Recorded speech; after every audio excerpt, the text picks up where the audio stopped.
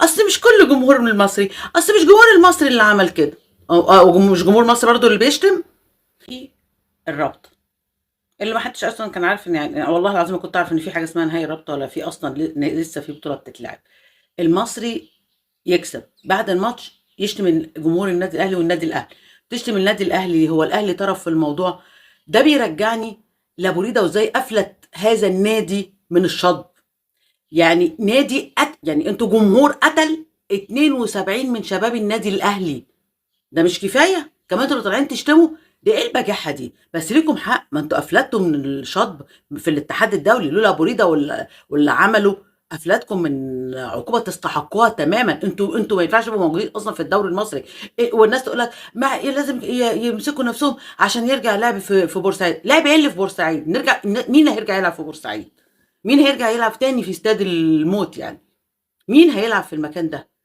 ده ناس بتشتم النادي الاهلي وهو مش موجود في البطوله من اصله. انتوا مرضى نفسيين زياده عن اللزوم، عشان بس اللي كان بيقعد يقول لك اصل مش كل جمهور من المصري، اصل مش جمهور المصري اللي عمل كده، او مش جمهور مصر برضو اللي بيشتم. الا يعني لا شفنا ابو علي رئيسهم، رئيس النادي بتاعهم، طلع قال حاجه يعني، ولا اعتذر، ولا شفنا الرابطه خدت قرارات، ولا شفنا اعلام بيتكلم باستثناء كابتن شوبير، شفناش حد بيتكلم يعني، ولا حد بيدينهم، ولا شفنا اي حاجه. ولا عادي اهانه النادي الاهلي وجمهور النادي الاهلي دي عاديه جدا يعني.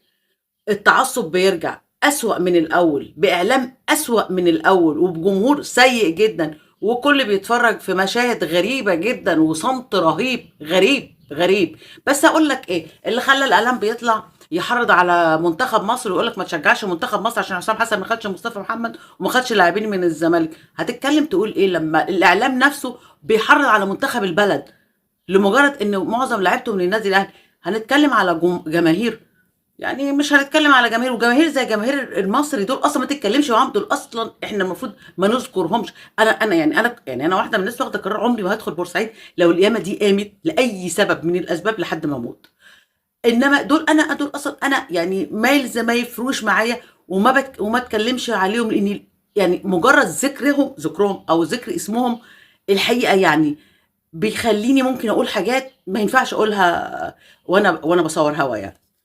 بصوا، مش هقول لكم ربنا يهديكم، بس كل نقطة دم نزلت من أي أهلاوي على أرضكم أطهر كتير منكم، واسم النادي الأهلي أشرف وأطهر من أي حد ممكن يغلط فيه أو يجيب سيرته، ويفضل الأهلي فوق الجميع غصب عن قتلة أو فسدة أو إعلام حقير أو أي حد.